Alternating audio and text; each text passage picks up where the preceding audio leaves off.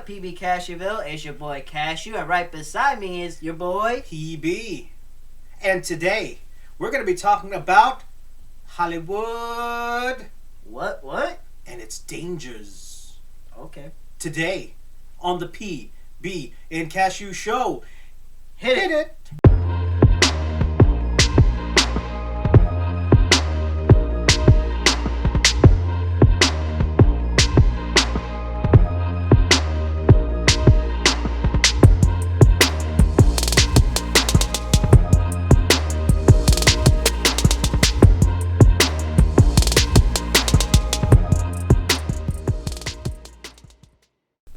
What's up, PB Cashewville? It's your boy Cashew, and right beside me is your boy PB. And we already said this already in the intro, but you know what? We're gonna do it again because that's how we are. Oh wait, you didn't do the... Normally you ask me, it's like, how come you're not like perky and peppy? Because I just went like PB. I am perky and pecky. No, you were asking... I just said that so wrong. I am perky and you know what I am. No, but you didn't usually ask me because normally if I'm like PB, and you'd be like, hey, how come you're so down? But you didn't ask that. It's been a minute. It has been a minute. All right, are you okay, PB? I am super tired. Super tired. Words of the wise, never mow your lawn when your grass is super wet. I think that's a basic thing of life, but it's true because it takes you twice as long and extra manpower and strength to finish mowing your lawn. So, yeah, this is the PB Cashew tip. Don't mow your lawn when your grass is wet. The more you know. Oh, okay. Well, But it is a great workout. You're trying to look at your phone to see if your it watch to see if it it's is a great time. workout. It is a great workout. Like if you mow your lawn and your grass is wet, you will net 20,000 steps easily, and it is good. But yes, it has been a minute, and I'm like going on tangents because I'm like super tired. So I do apologize because we also haven't done this in forever. But and also, here's the other thing, PB Cashewville. If you have some really cool options on how to make our lighting better, because I know we're experimenting with us, but as you can see, we've got like shadows and stuff. So if you have a more, see, like I got a duck. You can't see it. Can't see it? Okay. But if you have any lighting tips and such, please let us know in the comments below, and we will try to see if we can implement it. If you are a LED company and you want to sponsor us, take a chance on us, like the ABBA song. Most of you kids won't even understand that reference, but take a chance on us. So, how are you though, Cashew? I'm doing good. You know, I know we're going to talk about Hollywood soon, and that's probably going to get me going. Mm-hmm. But before we do all of that, let's just talk a little bit about, you know, because we should have to talk a little bit about sports. That's what we mostly do, that's right? what we mostly do. And so how is it in the hockey world? Oh, Rangers are doing excellent. Actually, there's a lot of really good things in the hockey world. A lot of people's trades just before the trade deadline are really starting to show and doing really well. Rangers are up 2-0 over the Devils. There's a part of me that thinks that the Devils still are trying to work the kinks out, and I think once they do, they'll make it a more exciting game. But in the rest of the games, it's like I think 1-1 in most of them, or it's like either some folks have either won another game, or so it's 2-1. I think it's going to be an exciting thing. It's playoff hockey. Playoff hockey is always good, and it's one of the reasons why I haven't been watching a lot of basketball, except I broke that streak last night, and there's a good segue into what I know you want to talk about. Last night to watch our New York Knicks win their second game for the playoffs, and I'm excited for that. I think that the formula is working. I think that Jalen Brunson, I think, has a bit of a chip on his shoulder. He says, hey, you know what? I want to prove something to this league. I think that's the thing with the Knicks in general, because one thing that really ticked me off, what really grinds my gears, is the fact that nobody picks the Knicks. Nobody ever picked, like when ESPN, like they went around and they asked their staff who's gonna win this series. it's always Cavs. And you know what? 4 people picked the Knicks. Only 4 people out of, I think, 17 or something like that picked the Knicks. So I'm like, you know what? I hope that the Knicks go far and just put all the haters just in the face. Just punch the haters in the face. Well, I'll be honest. I was that person, like, and this is just me being honest, since we didn't win last year, I was fine with us going this year, and if we lost the first round, I'd be like, okay, I'm okay with that, Yeah. But since the series started, and to be honest with you, Cavs fans and Cavs players, they have been so annoying that I'm just like, I really hope the Knicks just pull this off so they could just shut up.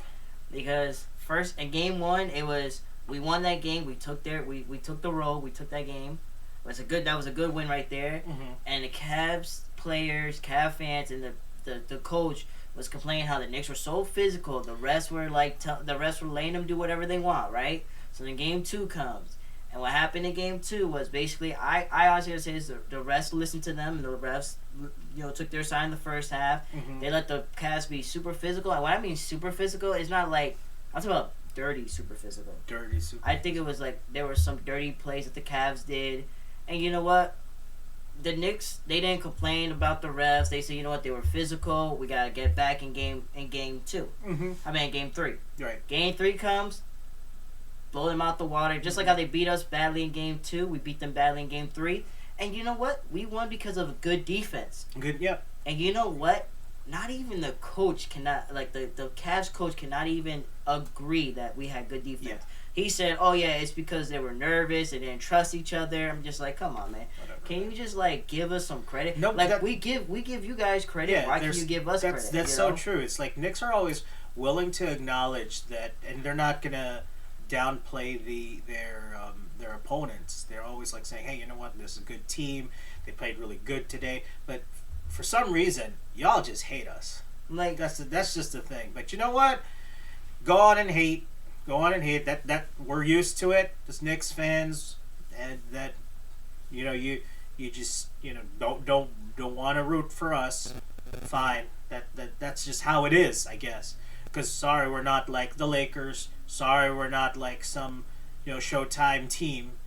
Which is kind of weird. We should be a Showtime team because I like the fact we actually I are like a big the fact market. that I like the fact that we're not, because I like the fact that we're a gritty young team. Oh yeah, I love that. That's the fact. And then you know what the thing is? What I love about the Knicks is that everybody contributes.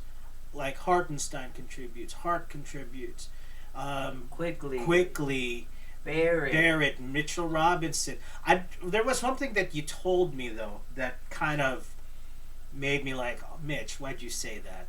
Like you said that Mitchell Robinson hated the fact that he's just a rebound and dump off guy, and I'm like, we need more rebound and dump off guys, to be honest. Well, I understand where Mitch is coming from though, and the reason why I say that is because of this. I think Mitchell Robinson, he does a lot for us, and since he does a lot for us, it's like you gotta reward him sometimes. You gotta reward your big sometimes. You can't let them get stagnant, and that's the thing. It's like Mitch will get a block. Mitch will get the offensive rebound, or he'll get a block, and he's running down the court, and there'll be a mismatch, and they don't even try to expose that and give it to him. But this is what I like about it. It's like he realized that he shouldn't have said that. He knows his role, and he's been playing his role. He hasn't been saying anything about the offense. And I like the fact that he is that option down low, because I think that's something that's missing in this day and age. And I think we can use this to transition into like old school, or not necessarily old school, but just like how the old ways used to be. And before we actually do that, one person I feel like that's really the scapegoat for the Knicks is R.J. Barrett. R.J. Barrett, he played phenomenal game 1, not shooting wise, defensively wise, he played well. And honestly, he had 4 steals, I think, and he did pretty good playmaking for us. Like passing the ball, he had 6 assists. He wasn't good shooting wise. Game 2, okay, I'm not gonna lie, he was bad game 2, but he's not the only player that was bad. Right.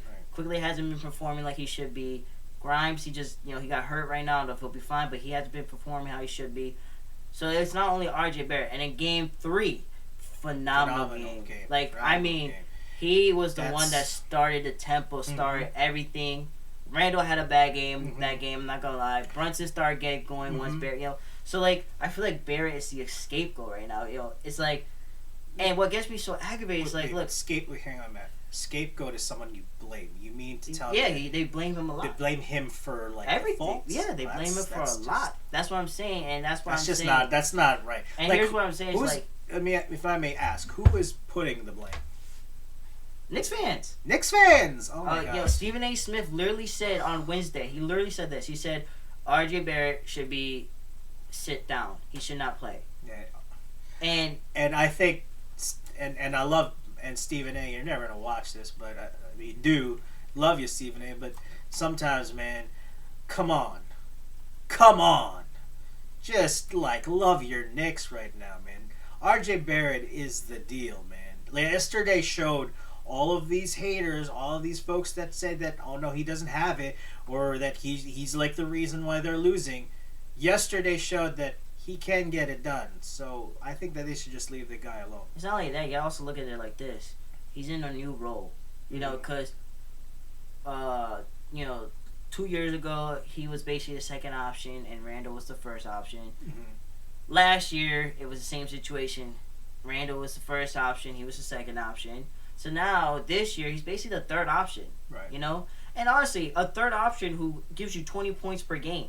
Yeah, that's what more can you ask for? I mean, if you're a dude that can really just provide 20 points a game and then also play some good solid defense and then quarterback the team if you need to take pressure off of Brunson and to take or Randall, then you know what?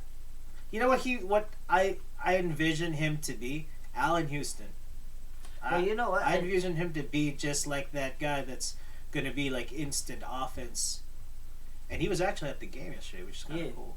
Well, it's like what I told you. It's like what I said. I said Brandon Ingram is a good example of it took him a while to figure out his role, and now look at the guy. Yeah. Like, it didn't take him 4 years. It took him like 5 to 6 years, even 7 years. Now look at him. He's like phenomenal. Because I think this is something that's always been an issue with teams. Everybody wants to be the man. Everybody wants to be the superstar. Everybody wants to be the person that the team is built around. Everybody wants to be Michael Jordan. But here's the thing. Nowadays, I think, and it's also something you see in hockey. Okay, in hockey, I think you see hockey more than anything because you really can't win on just one person alone. You need to have folks that to really support you.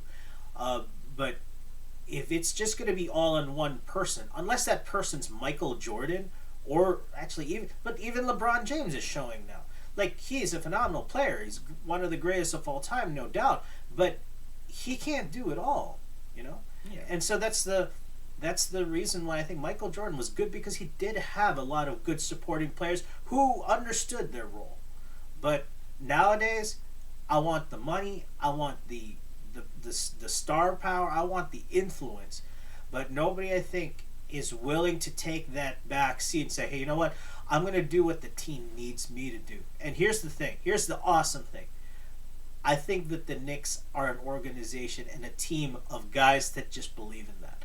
And that's why I always root for them. That's why I'm rooting for them, because that's what I miss. That's how teams should be.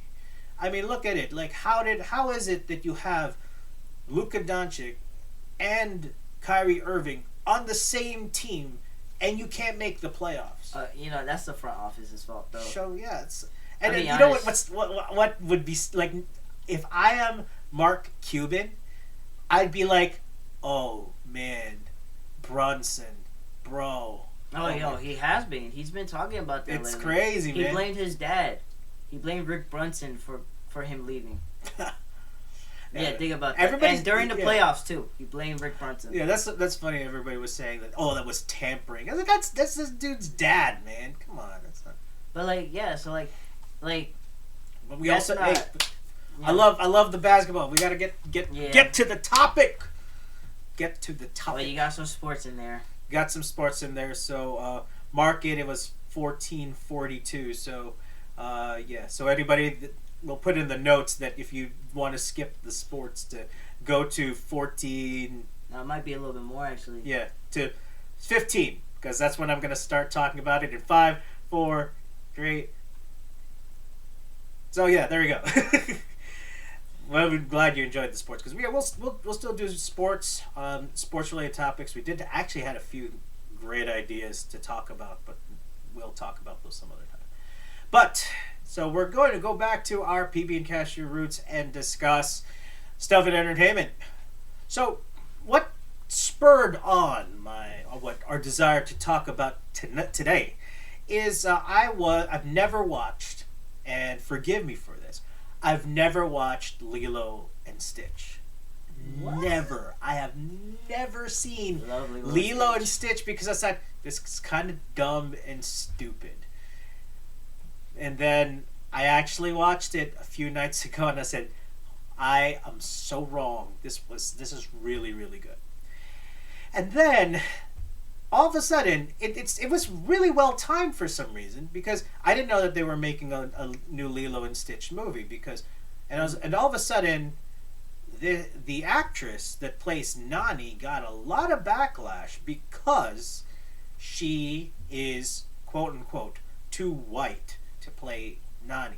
So I was like, but she's a native Hawaiian person who has traditional roots in Hawaii and is a native Hawaiian, but because she's too white, she can't play this part. And so I'm like, so why is it like in terms of so you're just making a remake and then it's a remake with some sort of agenda or it's now stirring these particular controversies. So I called Matt up and I said, Matt, we need to talk about remakes, and I think that how they are just like they make things so unoriginal. And you know what's here's the crazy thing. The persons who are the biggest culprits of doing remakes, okay, is supposed to be who are supposed to be the most imaginative before. They were the people that were revolutionary in terms of animation and storytelling with all these original ideas, but now they're the ones that are spearheading this remake movement. And to make things worse, it's a remake movement and coming from a company that's extremely woke and has this agenda, which if you're not careful, you're just going to get sucked into it or it's going to get stuck into your subconscious. So we discussed this and the fact that one, we have an unoriginal Hollywood and we have a Hollywood that has an agenda that doesn't care for good storytelling, but then also wants to impose its ideals on you. You know, before I just want to be entertained. And Matt, I need to pass this on to you because you know I'm starting to get heated here, but I want to be entertained, moved, but now it's like I gotta be entertained and moved in the way that you want me to be entertained and moved, rather than having rather than having a story that can reach anybody, having characters that no matter what you are, what race you are, what gender you are, what nationality you are, it's something that you can relate to. But now it's like, no, you're going to look at these characters, you're going to love these characters, and you're going to love the decisions we make about these characters. And if you don't, well, you can just go bleep yourself. That's the agenda of not just Disney, but probably most entertainment industries nowadays. But I wish that we'll go back to the day where we can just be that have stories with substance, with creativity that goes on all spectrums of hitting, rather than like, no, This is the spectrum that you need to hit. This is the agenda. These are the ways that you're supposed to feel. These are the things that you're supposed to think. These are the things that you're supposed to believe. And you have to take it. And you have to take it. So, I said a lot. I'm sorry, Matt. But take it away. No, I understand. So, well, you gotta look at it like this. No matter what, no matter what, it's not only Disney, whatever, no matter what anybody does, there's always gonna be backlash. People are always gonna complain about something. That's how it is. Just as there's always critics. But here's what I say, and this is me. I'm gonna be honest, not being racist. I'm just being honest. If there's one thing I do get kind of annoyed, is the race swapping, changing. And let me explain. Mm-hmm. Velma. Okay, that shows it's MA, but Velma, they changed up everything. Like how Scooby Doo is. You watch the original Scooby Doo, their colors, like I said, not sure they're white, right? Mm-hmm. And then when you go to Velma, they changed Daphne and she's Asian. Velma, I think, is more of a Middle East, like her character is Middle Eastern. Mm-hmm. Shaggy, black, and Fred's the only white one. They don't have Scooby in that show. Right. Little Mermaid. They changed the character, they changed the actor, they put the actor black. And I'm not trying to be racist, I'm just saying, I'm kind of tired with the race swap. Just leave it how it is, I feel like. Here's my thing, and I gave this example before, okay? Many of you are familiar with the opera Madame Butterfly. Madame Butterfly talks about a Japanese woman that falls in love with a white man, okay? And so the thing that I posed to Matthew was this. So let's say that you are the opera director of Madame Butterfly. You have two actresses. One actress is Japanese, but she can't sing to save her life. But then the other person is Hispanic, but she can sing the dickens out of this score. Who do you pick?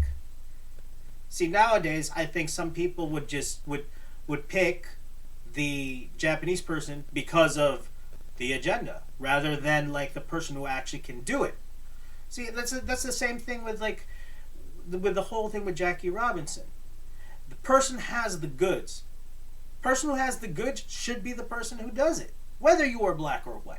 Whether your race shouldn't be the issue. But if you're and I think correct me if I'm wrong. Is what you're about to say. But if you're just putting it there just for the sake of putting it there, then what does that do? Well, here's the thing. Isn't that racist too? No, here's the thing. It's different in a play than it is in a movie. Why? How? Because it's the same thing. No, because movies. What's the difference? Movies you edit. You can edit in movies. Yeah, you can edit in movies. If you're talking about a play, I'm physically there. Yeah, but they have stunt doubles. It's still it's still a performance.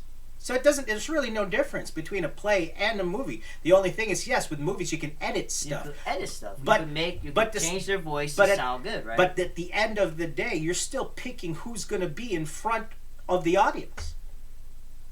It's the same thing. Like I say, in a play, you're physically there, right? You're not gonna you're not gonna have that person lip sync because people can see that they're lip syncing. Right.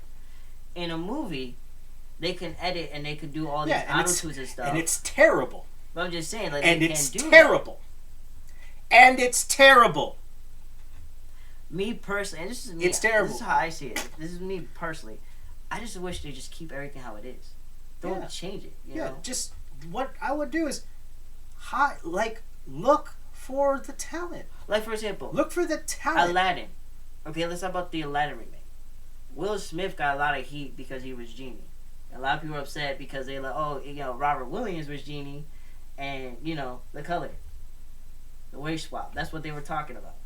This is what I'm saying, and this is me being honest. Again, I'm seeing this. You're also seeing this in cartoons, remakes of cartoons. It's not the race swap. It's also it's just the agenda. The woke stuff. That's just how I see it. It's like all the woke stuff. Because again, sometimes it's like things are just put in there just for the sake of it being put in there. But sometimes it's like, where did that come from? And I keep bringing this up.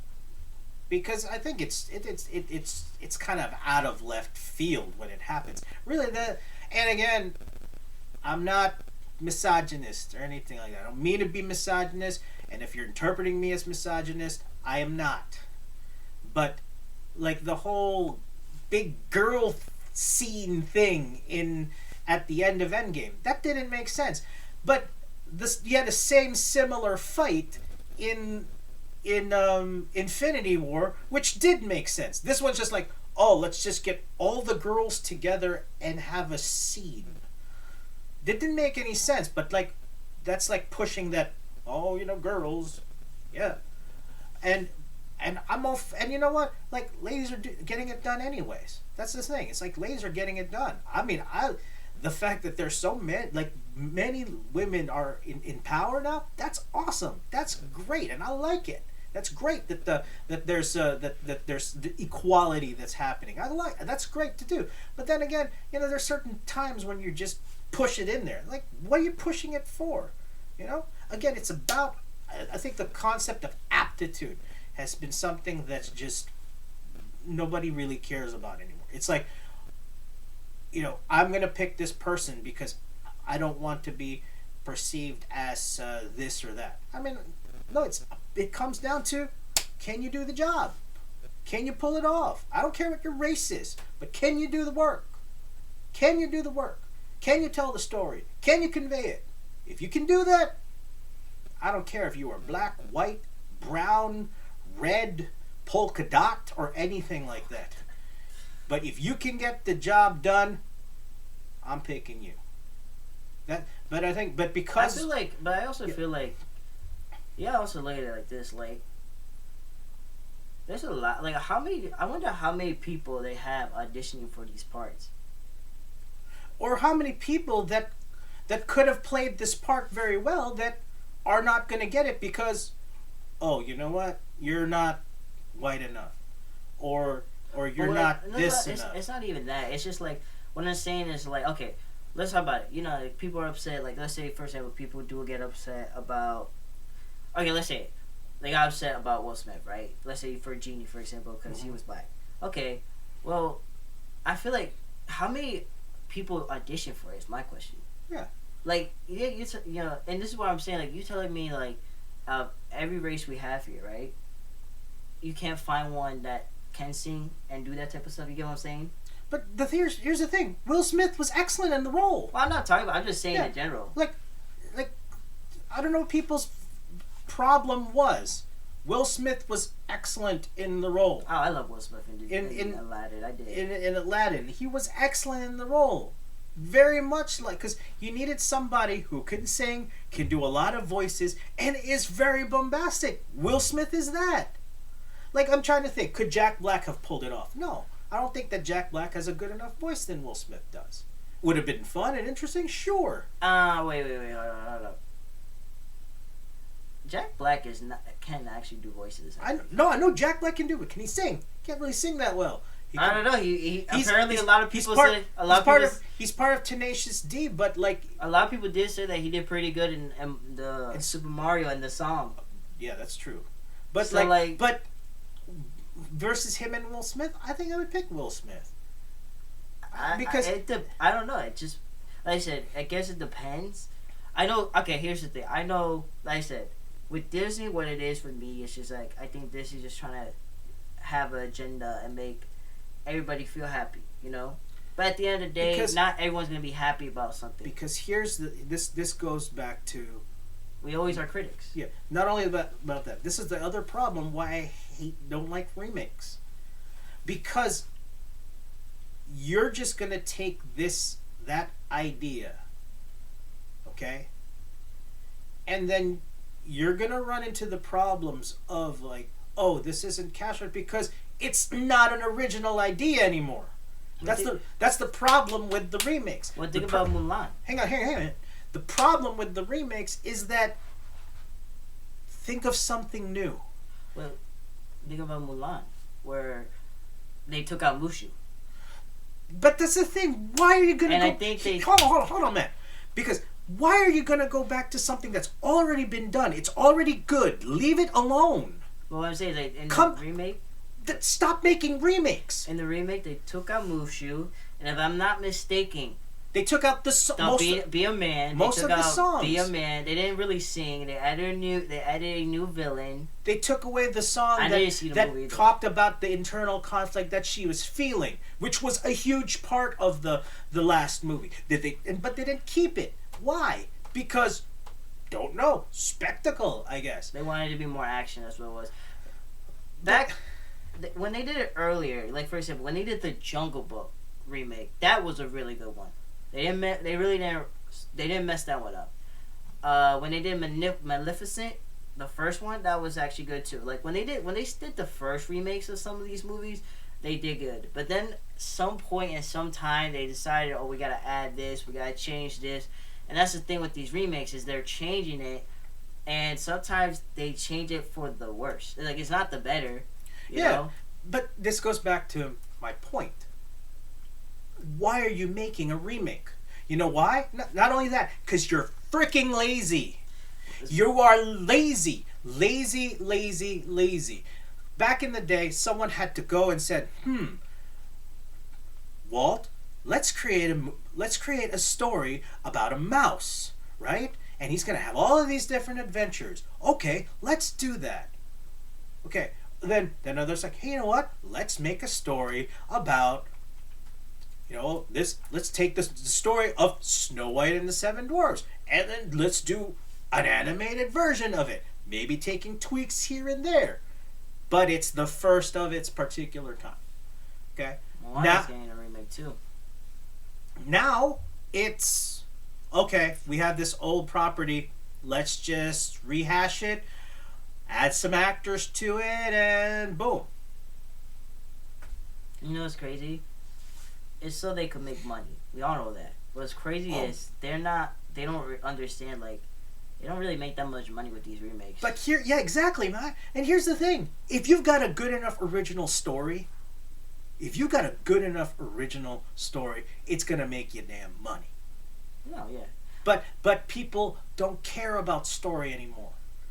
You care more about pleasing the crowd, pleasing this, and that you don't get in trouble with this, rather than writing an actual story that maybe incorporates the challenges of people and then makes it and then tells an original story about that. Now, it may catch a lot of flack about the movie I'm about to mention, but I think it does it. And that's the Academy Award-winning Everything, Everywhere, All at Once. I haven't seen that one. You have problems. You have issues. No, I'm just kidding. Matt, it's now hear me out. There's a lot of themes in it that I definitely don't necessarily agree with. There's a lot of maybe themes that I don't really definitely subscribe to. But because the story was good, the conflict was good, the characters were good, I liked the story. And it's original. I mean, I think this I'll give it to you in a nutshell. It's Doctor Strange in the Multiverse of Madness with actual multiverses. And a girl and a mom trying to figure out their relationship with each other. It's that simple. You take a look at why did we not like the Multiverse of Madness? Well, you know what? The writer did explain why he didn't try to go into detail with that. It's because he didn't want the fans to get away from the movie. You know, the plot was, you know what the plot was. We all know the plot was. They wanted to make Wanda the bad guy, and Wanda wanted her kids back. That was the plot, basically, right? So they didn't want people to stray away from that plot. You know, that's why they said, like, that's why the Illuminati and all that, that's why they didn't last that long, because people would be focusing more on the cameos than the movie itself. Yeah, exactly. So that I understand why he said that. But that just goes to show you then your story's weak. Well, no, it's not that. If your story's weak and you have to resort to cameos to make it, oh, woo, yes, good, great. No, that doesn't mean your story's weak. It just tells you, it's telling you that he doesn't want the fans to stray away from the movie. Because if you have, okay, let's be honest, Patrick Stewart is gonna be he's a big draw. A lot of Marvel fans were wanting this stuff, right? If you put them in the whole movie, they're just gonna be talking about that instead of talking about the plot of the movie. Yeah, but the plot of the movie. Okay, hang on. This was the plot of the movie. She is deciding to rip apart the existence of everything for her imaginary children. Think about that for a second. For her, imaginary children. And we had this discussion. For her, though, they Did were she real did to she her. did she have did she just like, you know, get work done down there that she can't have kids no more? Did she? I don't. There was Vision died. Remember? Vision's a freaking robot. Yeah, but that's her. Even in the So, comics, they dated. Move the frick on. That's the other thing. It's like this was one of the things that I just did not understand. One of the lessons that this was teaching. It's like, oh, you can't have what you have, so destroy everything. I mean, it's in the comics. Do you not know that in I think it was House of Mutants? I can't remember which one it was. There was one House of M, but there's one comic where the Avengers, where Vision died, or Vision cheated. I can't remember if he died or Vision cheated on Wanda, and she literally killed the whole Avengers. Wow! And there was another one. What a riveting story. There was another one where she literally killed all the mutants. Wow. I want to read more because of that. Well, there's more to it. I just don't remember how it goes. But that's the thing. It doesn't make any sense. Like, what happened to like deep storylines? Like, for example, like I've read the Civil War one. Oh my word! What a deep story. Like the whole Sokovia Accord things was even a lot deeper in the comic books. But that's such a. I can't relate to that though. Like I can't relate to. I mean, I can relate to losing. Well, not I can't relate, but I can understand losing a child. But you don't even have kids. You imagined them. Actually, if you want to be honest, she can warp time, and she can actually make them be real. So to her, they were real to her. They were like literally for her. She had remember in WandaVision, she had her own place. That was her own town, which she created. She fabricated. The fact that she fabricated and made it seem like it was real to but her. That doesn't make it. But that doesn't make it real. Okay, but for her, that's what I'm saying. For her, it is real. But in reality, it's not real. It's a freaking fantasy. For us, it's a fantasy. But for her, but we're the ones that are breathing in reality, Matt. See, because that's the other thing. It's like there's no living in reality. Like the plot lines. That some of these things is like it doesn't seem that realistic. But in this or it's relatable. A fantasy. This boy's a fantasy. I know exactly, but think about it, Matt. Let's just look at this from a concrete, real world perspective. Okay. Okay. I'm a person. Okay. I've created my own world. Okay. I've created my own metaverse. My own, but it's fake, Matt. It's fake. It's World of Frickin' Warcraft. Okay, and then I get married in World of Frickin' Warcraft, and I have kids in World of Warcraft. But then all of a sudden, oh my gosh, World of Warcraft is an actual real place. You do understand there's some people that like that though. But Matt, it's not real. Well, I get that. That's the thing that I don't get. I understand that, but you do understand there are people in this world that have their own reality, like their own fantasy world. And they think it's real. But it doesn't make it real. Yeah, but it's not. But they believe it, and sometimes when they believe it, you know what happens? They do whatever they want. You know, like look at it. So let's talk about it. If we're gonna talk about this, look at all the stuff that's happening right now in this world. That should not be happening, but people in their minds believe. Oh, okay. First of all, I'm gonna probably piss people off about this, but let's talk about it. Many different genders? No.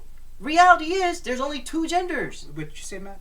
You said reality. Reality is there's only two genders. Right. But in this world, they like to do a lot of fantasy. There's multiple genders. That's what I'm trying to explain. But that proves my point, Matt. But that's what makes Wanda's drive wrong, Matt. Okay, because her drive, is for something that is not real. Okay, so hold that thought. Okay, her drive is for something that is not real. Okay, hold on to that. Everything, everywhere, all at once. Everybody will think that, oh, it's this convoluted plot because she hates everything. Jojo Tupaki, that's the name of the bad girl in. But why she's doing it is because her mom does not understand her. That's the motivation. Okay. The mom does not understand her. And because of that, it is a parallel of her wanting to destroy the whole world because of something that is actually real. Whose motivation is actually true? You know what? Yeah, I forgot. We haven't mentioned everything that Wanda been through though. We haven't mentioned everything. I'm just saying. And remember, wait, no. Remember the time. Remember you. Okay. Wanda's lost her brother. Wanda's lost her country. Wanda's lost this person. Mom and dad. Well, lost Vision. Magneto's probably twice. So she's lost all of these people. Okay, sure, but that doesn't warrant you destroying all of existence because you can't have the fantasy world that you have. But we never mentioned that she had the dark hold with her, which made it worse. That's what I'm saying. If Wanda did not have the dark hold, she probably would not have done anything. You know what look at Doctor Strange had the dark hold, remember that? And he destroyed his universe. Okay. With that, because it's evil and it corrupted her mind. Okay. So we never mentioned that part. So in reality, I see it like this: Wanda got her mind corrupted because she had that. Because Atha, I can't say her name. Atha, she also had it, and that corrupted her mind. And they literally said, it says if it's who mentioned? Doctor Strange mentioned that it corrupts your mind. When he realized that Wanda had that. But here's the thing: Wanda didn't care. Because her mind was already corrupted. But she also didn't care. She knew exactly what she was going to get into, but she did not care.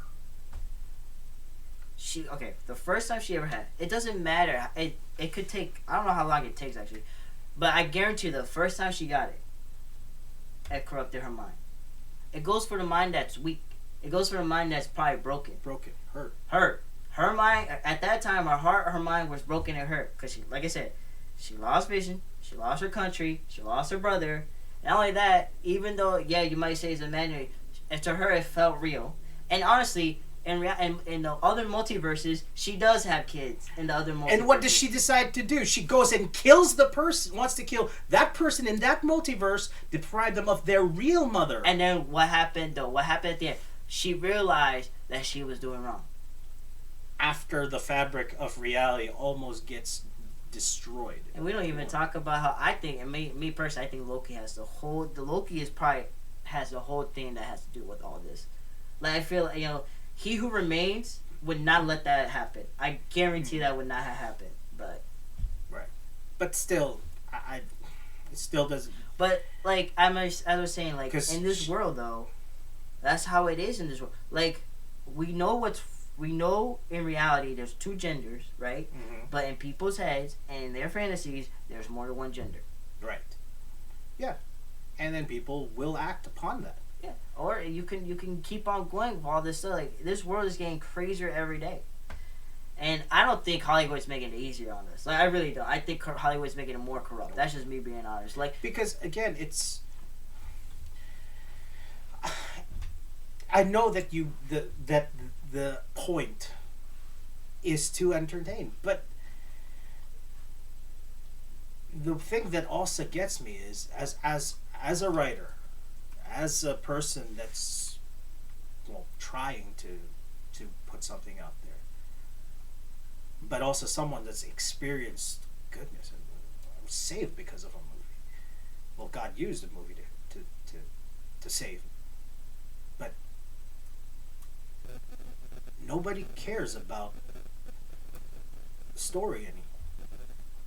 It's more about agenda, and that's the thing that gets me. That gets me.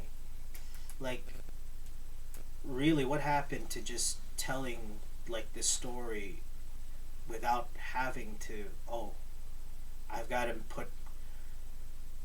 I've got to put my guards up for this movie. Nowadays, we just have to keep doing that with everything that we watch. What kind of curveball is this movie going to throw me? What kind of thing that I'm going to see here is going to cause me to bristle in the wrong kind of way, or kind of make me go, rather than having stories that just like, I can relate to that, no matter who I am. That's what gets me. That's what gets me. The fact that one, you're so lazy that you're just going to remake stuff, and it's just something that you don't want to come up with things that are completely original. Like for example, and I think internationally they do it much better than we do. That's one thing that I love about Japan. Japan does come up with some very original stuff, and sometimes it touches on a lot of the things that we talk about, but it does it, I guess, better. Okay. I mean, I feel like there's something like DreamWorks. They don't really remake their stuff. Yeah, that's the thing. DreamWorks and Pixar, those are some original things. And then you sometimes Marvel, they're sometimes Marvel could be woke. I'll be honest, but they do have their original stuff. Like, they don't like. Yeah, they'll remake. They'll be. It's like the same with DC. Yeah, they'll probably get. Oh yeah, we have another Batman movie, but that's not like. It's a different story. Yeah, it's a different story. It's not going to be a remake of the Dark Knight. It's just a different story. Like, you follow like the certain formula, but you do something different about it. That's the thing. Sometimes with these remakes, it's, why did I watch this? Like, when I watched Mulan, I'm like, first off, I didn't see that one. I didn't like, see them. First off, there are a ton of other not remakes, but adaptations of live action adaptations of the Mulan story, which was 1,000 times better than that one. There was one actually that's on YouTube, that's for free, and you know what was so cool about it? It was lighthearted, just like the Mulan that we know of. Like, the one movie that just showed some crazy originality that I've seen in recent days was RRR. RRR. I don't know if you've heard of it, but if you watch the Oscars, the song Datu Datu Datu is from RRR, and so I was like, that movie's been on Netflix forever, and I've always been saying, I'm gonna watch it. I watched it. You know how long it is? How long? It's 3 hours long. But here's the thing, Matt. In that 3 hours, I was entertained immensely. But also, I learned of the struggle of a people. I learned the hurts of the betrayal of a friendship. The oppressiveness of high-powered regimes, and also like people standing up for what they believe in. And you know what? Not everybody even knew about a movie like that. But it had CG, but they make them do some amazing things. That's an original story with themes that are as old as time. And to quote Beauty and the Beast, tale as old as time. You know, the same stories are being told over and over and over and over again. That's true. But there's always a different way of approaching telling that story. Nowadays, the way that you approach the story is, how can I not piss off people? You know what movie did really well with the originality, and I like it a lot. And I recently saw it. It's a hero movie. It's Black Panther 2. Oh, Black Panther 2 really like did it well. Like, but do you know what didn't get us much attention? The warrior. Oh, gosh, I forget his name. It's Netflix. Oh gosh, the Woman King. oh yeah, the Woman King I heard was You want a kind of reality Black Panther movie? Watch Woman King. well, I heard that there was a lot of there's a lot of controversy with that movie. A lot of controversy in that movie. Like, I don't know if it's true. There was just, you never know what you can find in TikTok. You know, you don't know if people are telling you the truth or not. But there was this guy that was saying that the women's, they were actually bad. So I don't know. I haven't seen it though. I was supposed to watch it, but I never had a chance to. But here's the reason why I was captivated with it, because you related to the characters, and it was a good story. Now, yes, of course, you have to use discernment, because yes, there could be certain characters or the background and stuff like that can definitely lead you down the wrong road. Of course, use discernment. Of course, use your better judgment. That's true. But it's also, I think, Hollywood's responsibility to tell better stories. Which Hollywood will say this. It's like, no, it's not. Our objective is to make money. Whether or not it is in step with what you want as a story, or whether it's not. If it makes us the money, that's all we care about. But you know what's crazy? And I think Disney's gonna have to. Disney doesn't understand it. Is they're actually losing money, because I'm be honest, when Disney mentioned that, oh, we're gonna have mostly Disney movies, gonna have most of the, like, all their movies are gonna have at least one gay character. Like, people just didn't like that. Like, people really did not like that. Like, there was a lot of like Disney got a lot of flack, and their stock went down when that happened. That's just the way the world is today. I just think people are just tired of the same thing and the agenda and getting pushed down the throat. Yeah. We're just tired of it, and people are just. Which is shocking. There's a lot of people that are just like bashing that, and like that deserves it sometimes. We're just tired of the agenda. Like, if we could have actually gone this route because sports, the whole Senate bill against transgenders competing. And a lot of people are upset about that too. A lot of people are upset about that too. But Makes there sense. was one guy, who wasn't, I think, genuinely transgender, declared himself transgender, and then, I can't quote this, but this is something that I can just say it now with the internet. Something I heard, but the guy was not a transgender, but he registered himself as one, and he competed in a women's competition and won the thing, weightlifting competition. So where's the fairness to all those ladies that have worked really, really hard? And actually, a lot of ladies they're sports athlete girls too are, they're speaking out on it now, and they're like disrespectful to them. Yeah. Like, there was a recent one too. There was a man, he's transgender, but he was a swimmer. He was ranked 400th in the man. Then he switched, went to the girls because he's a transgender. Yep. And boom, he's number one. He's number one. And then the girl that was number two was neck and neck with him. And it's great. She cried about it too. Yeah. Like, she cried. She had a speech about it, and it's just like, it's getting ridiculous. I personally think that, like, that's not right. If you're changing your gender because you can't win because you're a man, that's kind of pathetic in my opinion. Like, you're gonna lose. You're never gonna win a game. Or you're not strong enough as a man that you're gonna switch to becoming a woman so that you can compete against women and dominate. It's like what Donald Trump said. It's like Juana, man. It's like what Donald Trump literally spoke about this. He goes, if I want to be good or have a team, I'll tell LeBron I don't like the guy, but I say, hey LeBron, change your gender and we could switch and go to the women's basketball and I could get a championship easily. There you go.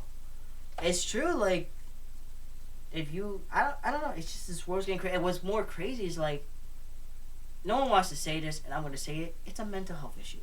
It's a mental state. That's a mental health thing. I'm gonna KFC double down on that too. It's not only is it the mental issue, it's a spiritual issue. It's a mental and a spiritual. Yeah, because honestly, like that, the fact that here and we got to wrap it up soon.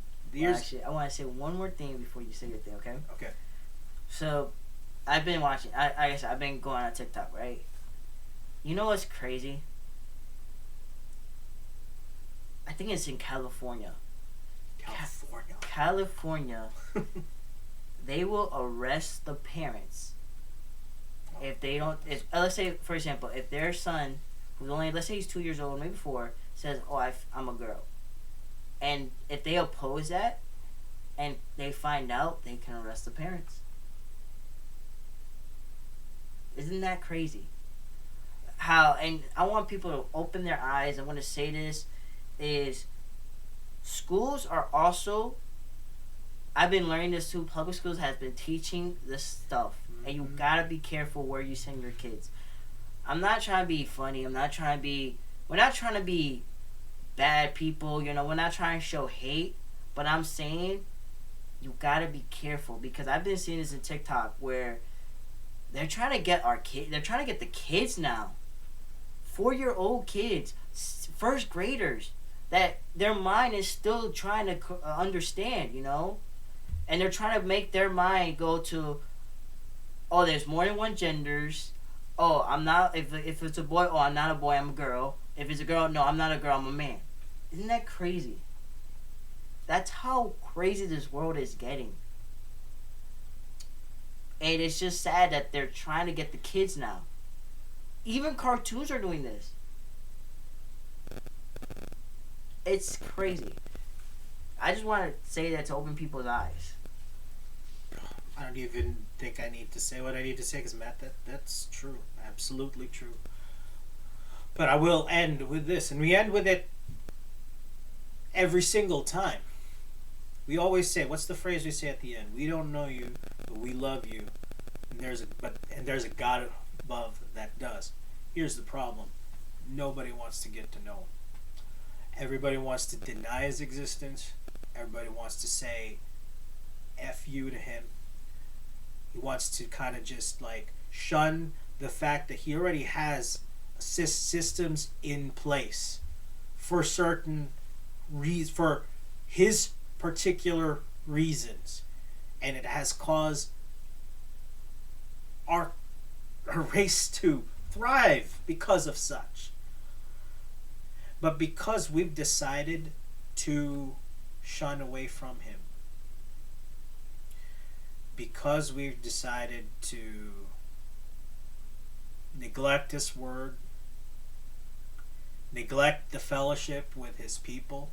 I mean, ask any pastor, church attendance is down, and that's not just in the Baptist community, that's everywhere.